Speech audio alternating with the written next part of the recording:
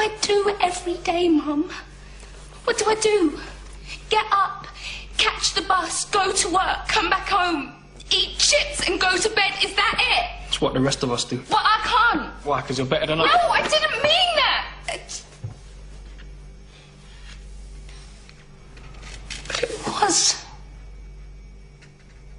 It was a better life.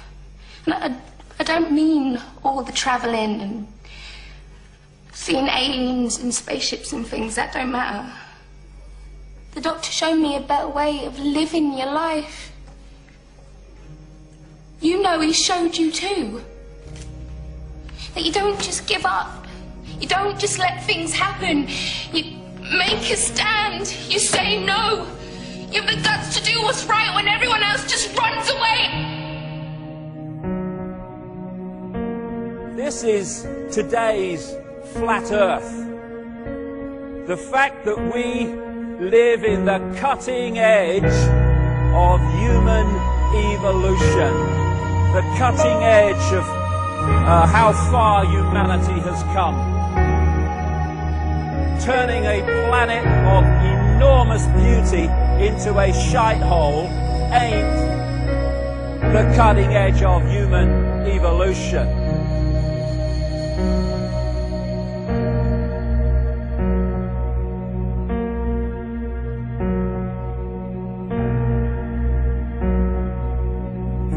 As Michael Elner said, just look at us.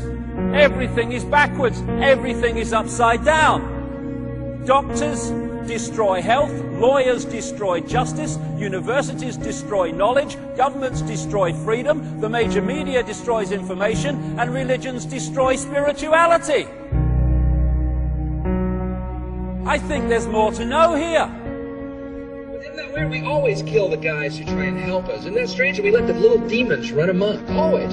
John Lennon, murdered. John Kennedy, murdered. Martin Luther King, murdered. Gandhi, murdered. Reagan, wounded. Yeah. Bad fucking choice.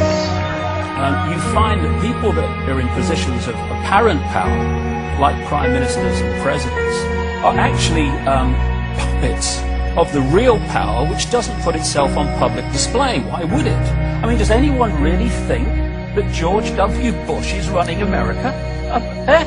He probably couldn't tie his shoelaces, never mind run a country. I have this feeling, man, because you know there's a handful of people actually run everything. That's true. It's provable. It's not I'm not a conspiracy nut. It's provable. Handful, very small elite run and own these corporations, which include the mainstream media. I have this feeling who's ever elected president, like Clinton was, no matter what your promises you promise on the campaign trail, blah, blah, blah, when you win, you go into this smoky room with the 12 industrialist, capitalist scumfucks who got you in there, and you're in this smoky room, and this little film screen comes down, and a big guy in a cigar, roll the film. And it's a shot of a Kennedy assassination from an angle you've never seen before. It looks suspiciously off the grassy knoll. And in the film, the screen goes up and the lights come up and they go to the new president. Any questions? Just what my agenda is. First we bomb Baghdad. You got it. What I am is frustrated at watching Orwell's 1984 unfold in front of our eyes by the day, while people focus on who shot Phil Mitchell. That is frustrating, because my children and your children, thank you, are going to have to live, indeed, in the timescale, so are we, because we're living in it now, when the most basics of freedoms are being taken away. The average man and woman is in a trance. They get home from work, they don't even talk to their children. They turn the television on, and they let those corporate messages set the agenda in their lives. All you ever hear about in this country is our differences. That's all the media and the politicians are ever talking about, the things that separate us, things that make us different from one another. That's the way the ruling class operates in any society. They try to divide the rest of the people. They keep the lower and the middle classes fighting with each other so that they, the rich, can run off with all the fucking money. Fairly simple thing, happens to work.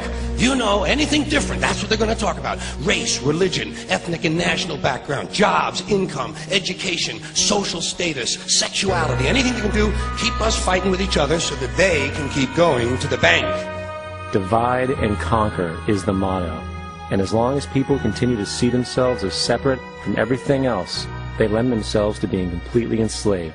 We've all seen vast herds or flocks of sheep controlled by a sheepdog and an authority figure called a shepherd.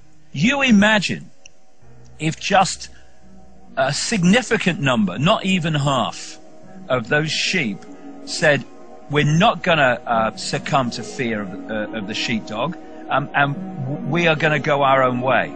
And those sheep start going in their own way, they start expressing their uniqueness, and they stop acquiescing with the authority figure and succumbing to fear. Where's the power of the shepherd now? Where's the power of the sheepdog now?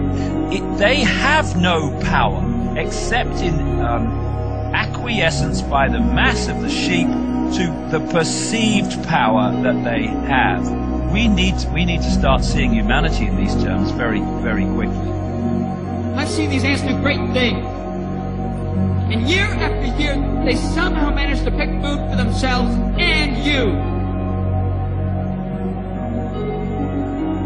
So who is the weaker species? Ants don't serve grasshoppers. It's you who need us.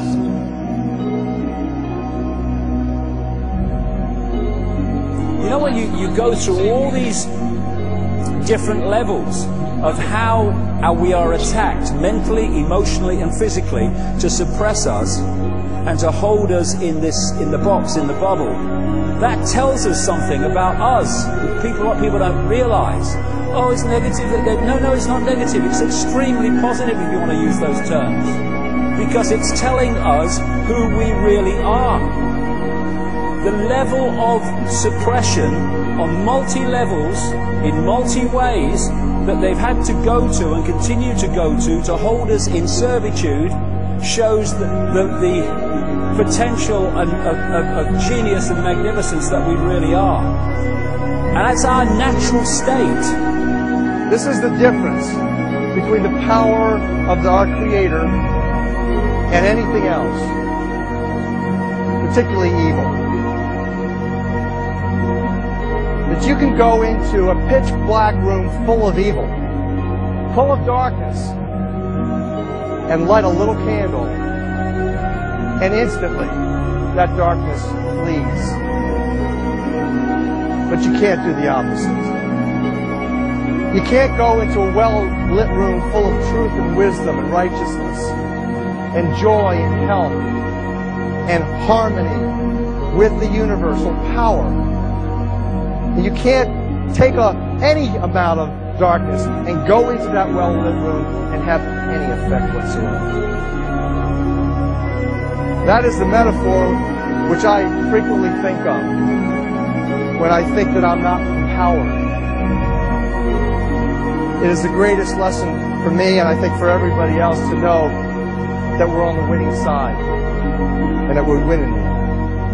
Today, a young man on acid realized that all matter is merely energy condensed to a slow vibration, that we are all one consciousness experiencing itself subjectively. There is no such thing as death.